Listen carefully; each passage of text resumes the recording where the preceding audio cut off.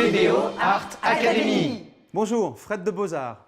Aujourd'hui, pour PBO Art Academy, je vous présente la gamme de peinture Acrylics Studio de PBO. Alors c'est une gamme de peinture universelle, je l'utilise depuis des années dans mon atelier et on va voir ensemble toutes ses caractéristiques.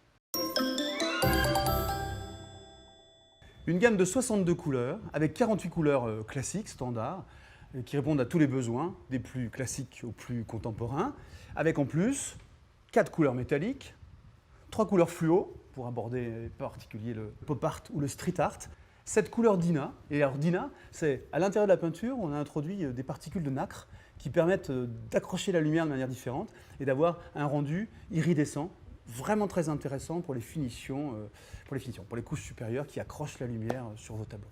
3 conditionnements, c'est important aussi dans cette gamme.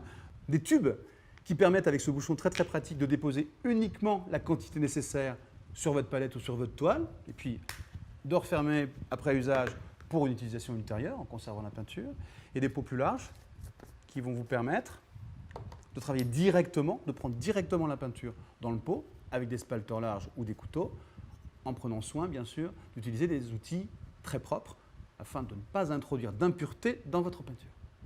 L'opacité maintenant de cette gamme de peinture. Comme dans toutes les gammes de peinture, il y a différentes opacités et ce n'est pas du tout lié à la qualité de la peinture, mais c'est lié à la nature du pigment qui est utilisé pour la couleur. Vous avez 3 niveaux d'opacité, opaque, semi-opaque et transparent, et donc ça va déterminer la couvrance en fait, la capacité à couvrir de la peinture les couches inférieures. Donc si vous voulez de la transparence et aller rajouter par glacis des nuances de couleurs, vous allez privilégier des couleurs transparentes. Et à l'inverse, si vous voulez couvrir complètement soit le fond, soit des zones de votre œuvre, vous allez choisir des couleurs opaques. Tout est indiqué sur chacun des tubes. La pâte maintenant, la matière en elle-même, c'est super important, c'est l'essentiel. Et vous allez voir, c'est magnifique. La pâte, directement sortie du tube, elle est très agréable. D'abord, voilà, dès qu'elle sort, on voit ce que ça va donner. Et c'est une acrylique haute viscosité. Ça veut dire qu'elle a été conçue avec une pâte épaisse. Et qui peut le plus, peut le moins, ça veut dire que vous pouvez la travailler directement comme ça au couteau, avec une texture très agréable à utiliser, très onctueuse, couvrante en particulier pour celle-là.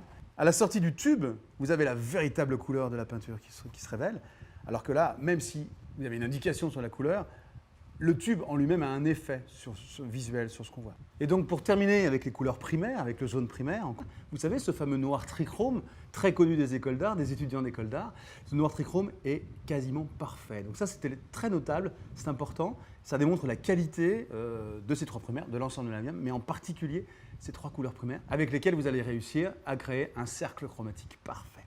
Voilà. Et donc de la même manière, une magnifique pâte qui va sortir de ce tube, et qu'on peut utiliser au couteau comme on l'a fait. Et surtout, on le sent quand on utilise au pinceau, on le sent au bout du pinceau, une belle onctuosité très agréable à manipuler. Voilà, en synthèse pour cette présentation, une magnifique gamme acrylique, 62 couleurs, pour tous les goûts, pour tous les usages, du plus classique au plus contemporain. Et on se retrouve bientôt pour d'autres tutos pour PBO Art Academy.